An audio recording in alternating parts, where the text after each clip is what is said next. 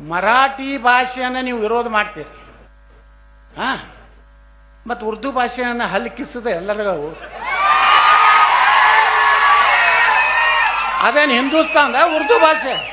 ಬಸವನಗೌಡ ಪಾಟೀಲ್ ಯತ್ನಾಳ್ ಅವ್ರಿಗೆ ಇಷ್ಟು ಮಾಹಿತಿ ಇಲ್ಲ ಇತಿಹಾಸ ಬಗ್ಗೆ. ಇದು ಏನು ಇವರು ಉರ್ದು ಭಾಷಾದ ಬಗ್ಗೆ ಮಾತಾಡಕತ್ತಾರಲ್ರಿ, ಉರ್ದು ಭಾಷೆ ಹಲ್ ಕಿಸಿದು ನೀವು ಮಾತಾಡ್ತೀರಿ ಹಂಗೆ ಹಿಂಗೆ ಅಂತೇಳಿ. ಉರ್ದು ಭಾಷಾ ಮೂಲಭೂತ ಇರುವುದು ಹುಟ್ಟಿದ್ದು ನಮ್ಮ ಭಾರತ ದೇಶದಿಂದ, ಉಪಮಹಾದ್ವೀಪದಿಂದ, ದಿಲ್ಲಿ ಕಡೆಯಿಂದ. ಅಲ್ಲೇ 12ನೇ ಮತ್ತು 13ನೇ ಶತಾಬ್ದದಿಂದ ಇದು ಉರ್ದು ಭಾಷಾನು ಹುಟ್ಟಿದ್ದಿ. ಯಾರಿಗೆ ಮರಾಠಿ ಭಾಷೆಯನ್ನ ನೀವು ವಿರೋಧ ಮಾಡೋವಂಥವ್ರಿಗೆ ದಮ್ಮ ತಾಕತ್ತಿದ್ರ ಈ ರೈಲ್ವೆ ಸ್ಟೇಷನ್ ಮ್ಯಾಗ ಬರ್ದಾರಲ್ಲ ಉರ್ದು ಒಳಗ, ಅದನ್ನೆಲ್ಲ ತೆಗಿಯುವಂಥದ್ದು ಇದ್ರೆ ನಿಮ್ಮ ಅಪ್ಪ ಹುಟ್ಟಿದ್ರೆ ತೆಗಿತೀರಿ. ಇಲ್ಲ, ನೀವು ಹೇಳ್ಕೊತ ಮತ್ತೇನು ಹೇಳ್ತೀರಿ? ಅಪ್ಪ ಹುಟ್ಟಿದ್ರೆ ರೈಲ್ವೆ ಸ್ಟೇಷನ್ದಾಗ ಉರ್ದು ಒಳಗೆ ಬರ್ತಾರ, ಅದು ತೆಗೀರಿ ಅಂತೀರಿ ನಗರ ಶಾಸಕರವ್ರೆ. ಇದೇ ನೀವು ಬಿಜಾಪುರ ನಗರ ಶಾಸಕರಾಗಿರಿ, ಆದರೂ ಆ ಉರ್ದು ಭಾಷೆ ಜೊತೆಗೆ ಮತ್ತೊಂದು ಭಾಷೆ ಬರ್ದಾರ, ಅದು ನಮ್ಮ ದೇಶದ ಭಾಷೆ ಐತೇನ್ರಿ, ಅದು ಇಂಗ್ಲೀಷ್. ಮತ್ತು ಹಂಗಿದ್ರೆ ನೀವು ಹೋಗಿ ತೆಗೀರಿ. ಅದು ಬರಿದ ಸಾಯಿ, ಕುತುಬ್ ಸಾಯಿ, ಮೊಹಮ್ಮದ್ ಸಾಯಿ ಅವರೇ ಬರೇ ಕಟ್ಟ್ಯಾರ ನೋಡ್ರಿ ಗುಮ್ಮಟಗಳು ಎಲ್ಲ ಊರು ತುಂಬ ಅವೇ.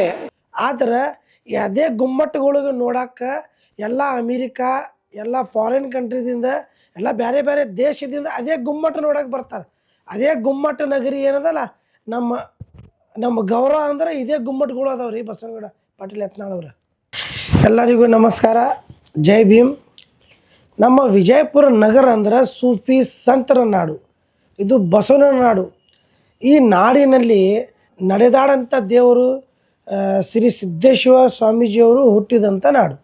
ಈ ನಾಡಿನಲ್ಲಿ ಎಲ್ಲ ಸಮಾಜದವರು ಕೂಡ್ಕೊಂಡು ಆಮರಸವನ್ನು ತೋರಿಸ್ಕೊಂಡು ಈ ರೀತಿ ಎಲ್ಲ ಹಬ್ಬ ಆಚರಣೆ ಮಾಡಿಕೊಂಡು ಈ ಎಷ್ಟೋ ಕಾಲದಿಂದ ಬರ್ಕೋತಿದ್ದೀವಿ. ಆದ್ರೆ ನಮ್ಗೇನು ಅನಿಸತ್ತಂದ್ರೆ ಈ ನಮ್ಮ ಬಿಜಾಪುರ ನಗರಕ್ಕೆ ಯಾರದರೆ ಕೆಟ್ಟ ದೃಷ್ಟಿ ಬಿದ್ದದೇನು. ಮೊನ್ನೆ ನಾವು ನೋಡಿದ್ದೀವಿ ಸುವರ್ಣಸೌಧದಾಗ ನಮ್ಮ ಜನಪ್ರಿಯ ಶಾಸಕರಾದರ ಬಸವನಗೌಡ ಪಾಟೀಲ್ ಯತ್ನಾಳ್ ಅವರು ಒಂದು ಮಾತು ಹೇಳ್ತಾರೆ. ಈ ಬಿಜಾಪುರ ನಗರ ಅಂದ್ರೆ ನೋಡ್ರಿ ಏನಾಗ್ಯದ. ಬಿಜಾಪುರ ನಗರ ನಾವು ಬರೀ ಎಲ್ಲೇ ನೋಡ್ತೀರಿ ಬರೀ ಗುಮ್ಮಜ್ಗಳು ಕಾಡ್ತಾವೆ ಅಂತಾರೆ. ಮತ್ತೊಂದು ಉದಾಹರಣೆ ಕೊಡ್ತಾರವರು, ನಮ್ಮ ಕರ್ನಾಟಕ ರಾಜ್ಯ ಒಂದು ಮೈಸೂರದಾಗ ಒಬ್ಬ ರಾಜರು ತಮ್ಮ ಬಂಗಾರ ಎಲ್ಲ ಒತ್ತಿ ಇಟ್ಟು ಅವರು ಮೈಸೂರನ್ನು ಸುಧಾರಣೆ ಮಾಡ್ಯಾರ ಅಂತ ಹೇಳ್ತಾರೆ. ಆದರೂ ಅವ್ರಿಗೆ ಇದನ್ನು ನೆನಪು ಬಂದಿಲ್ಲ.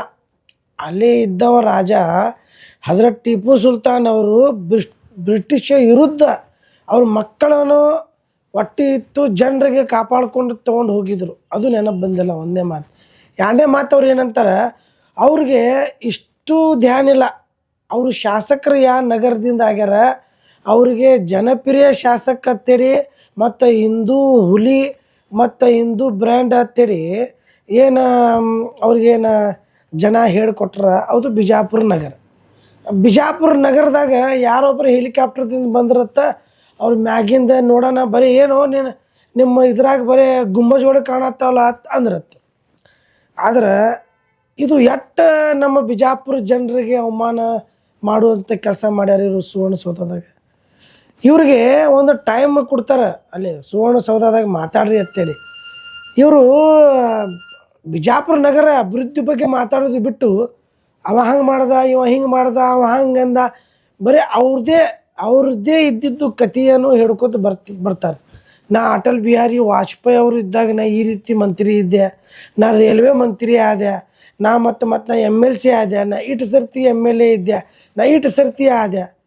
ಇಟ್ಟೆಲ್ಲ ಆದರೂ ಸಹ ನೀವು ಯಾಕೆ ಒಂದೇ ಕಮ್ಯುನಿಟಿ ವಿರುದ್ಧ ಭಾಷಣ ಮಾಡ್ತೀರಿ?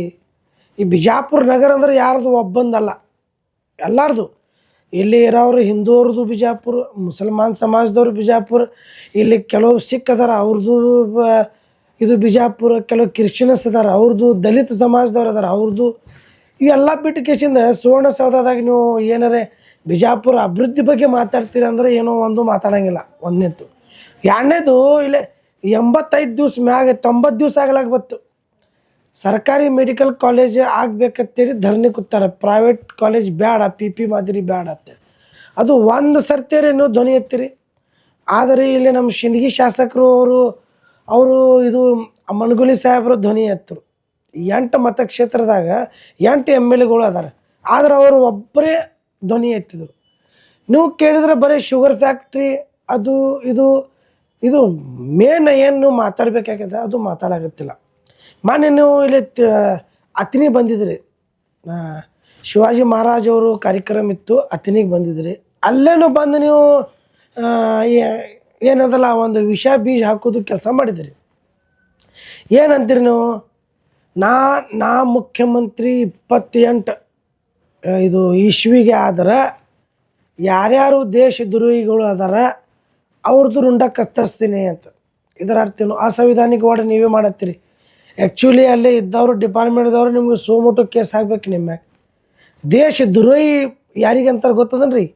ನಮ್ಮ ಭಾರತ ದೇಶದ ಬಾಜು ಪಕ್ಕದಲ್ಲಿ ಯಾವ ದೇಶ ಅದ ಆ ದೇಶದ ಜೆಂಡಾ ಹಾರಿಸೋರಿಗೆ ದೇಶದ್ರೋಹಿ ಅಂತಾರೆ. ಮತ್ತು ದೇಶದ್ರೋಹಿ ಯಾರಿಗೆ ಅಂತಾರೆ? ಟ್ರೈನ್ ಸುಟ್ಟವ್ರಿಗೆ ಅಂತಾರೆ. ಈ ರೀತಿ ನೀವು 28ದಾಗ ನೀವು ಮುಖ್ಯಮಂತ್ರಿ ಆಗ್ತೀನಿ ಅಂತೀರಿ.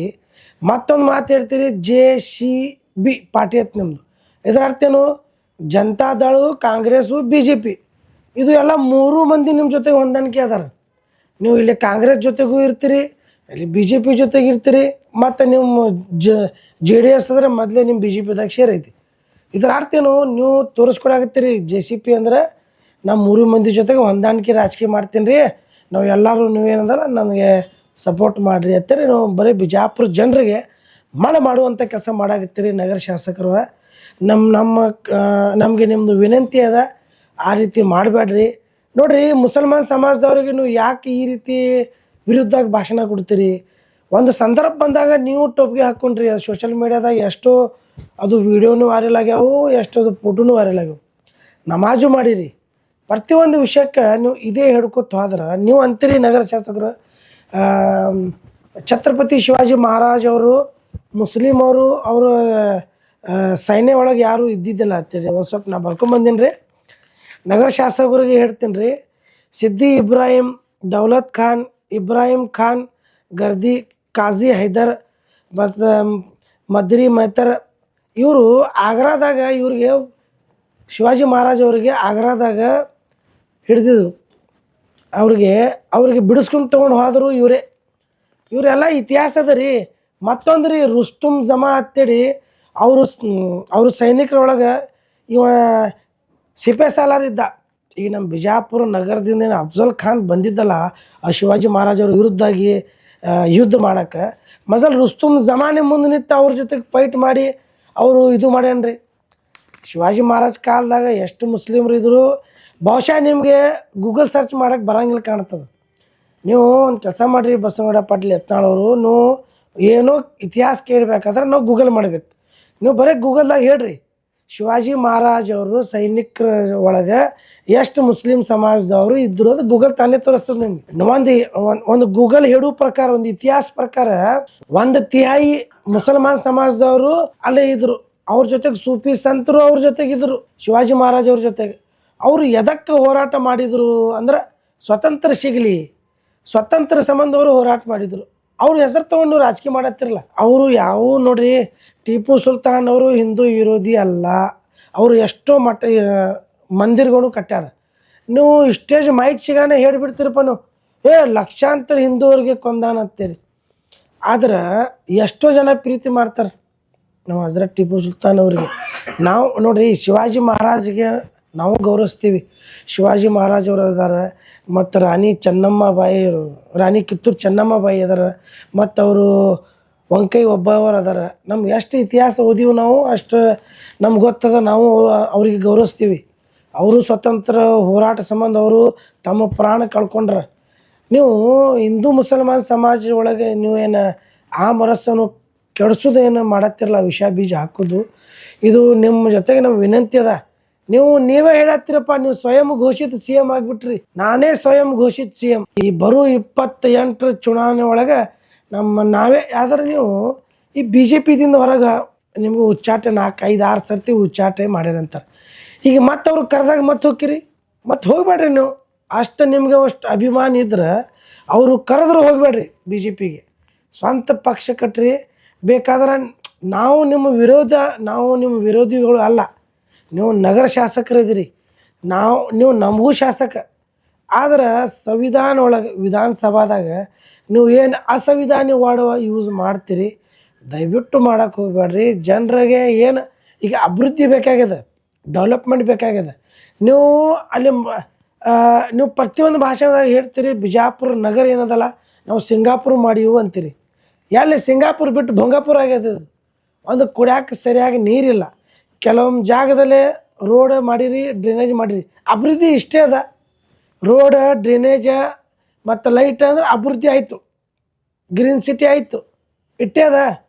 ಮೊನ್ನೆ ರಿಸಲ್ಟ್ದಾಗ ನೋಡ್ರಿ, ನಮ್ಮ SSLC ಒಳಗೆ ಪೂರ ಜೀರೋ ಆಗ್ಯದ ಬಿಜಾಪುರ ನಗರ. ಅದು ಯಾಕೆ ಗಮನ ಕೊಟ್ಟಿಲ್ಲ ನೀವು? ನಾವು ಹೋಗಿ DDP ಆಗೋದು ಹಗರಣ ಹೊರಗೆ ತೆಗ್ದಾನ, ನೀವು ಹೋಗಿ ಅಲ್ಲಿ ಸುವರ್ಣಸೌಧದಾಗ ನೀವು ಧ್ವನಿ ಎತ್ತೀರಿ ಮತ್ತು ನೀವು ಬರೆದು ಕೊಡ್ತೀರಿ ಎಜುಕೇಷನ್ ಮಿನಿಸ್ಟರಿಗೆ.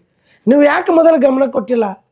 ನಮ್ಮ ಬಿಜಾಪುರ ನಗರ ಹುಡುಗರು, ಹೆಂಗೆ ಹುಡುಗರು ಯಾಕೆ ಫೇಲ್ ಆಗ್ಲತ್ತವು? ಯಾಕೆ ಸರಿಯಾಗಿ ಎಜುಕೇಷನ್ ಅವ್ರಿಗೆ ಸಿಗ್ತಾ ಇಲ್ಲ? ಮತ್ತು ಇದನ್ನು ನಿಮ್ಮದೇ ಸ್ಕೂಲ್ ಅದಲ್ಲ ರೀ, ನಿಮ್ಮದಕ್ಕೂ ಸ್ಕೂಲ್ ಅದ, ಕಾಲೇಜ್ ಅದ, ಮೆಡಿಕಲ್ ಕಾಲೇಜ್ ಅದ, ಹಾಸ್ಪಿಟಲ್ ಅದ ನಿಮ್ಮದು. ಆದರೆ ಇಷ್ಟ ನಮ್ಮ ಬಿಜಾಪುರ ನಗರದ ಹುಡುಗರು ಫೇಲ್ ಆಗ್ಲತ್ತವು. ಅದರ ಕಾರಣ ಏನು? ನಾವೆಲ್ಲ ಭಾರತ ಜನರಿಗೆ 140 ಕೋಟಿ ಜನರಿಗೆ ಒಂದು ವಿನಂತಿ ಮಾಡ್ಕೋತೀವಿ. ಎಲ್ಲರೂ ಕೂಡ್ಕೊಂಡು ಎಲ್ಲ ಸಮಾಜದವರು ಕೂಡಿ ಈ ಭಾರತ ದೇಶಕ್ಕೆ ಮತ್ತೊಂದು ಹೆಚ್ಚಿಗೆ ನಾವು ಈ ವಿಶ್ವದಲ್ಲಿ ಭಾರತ ದೇಶದ ಹೆಸರು ಆಗಲಿ ಅಂತೇಳಿ ಆ ಪರಮಾತ್ಮ ಈಶ್ವರ ಆ ಅಲ್ಲಾನ ಕಡೆ ಕೇಳ್ಕೊಂಡು ನಾವು ಎಂಥ ರಾಜಕಾರಣಿ ಮಾಡೋರಿಗೆ ಮಾತು ಕೇಳಬಾರ್ದು ಅಂತೇಳಿ. ಜೈ ಹಿಂದ್, ಜೈ ಕರ್ನಾಟಕ.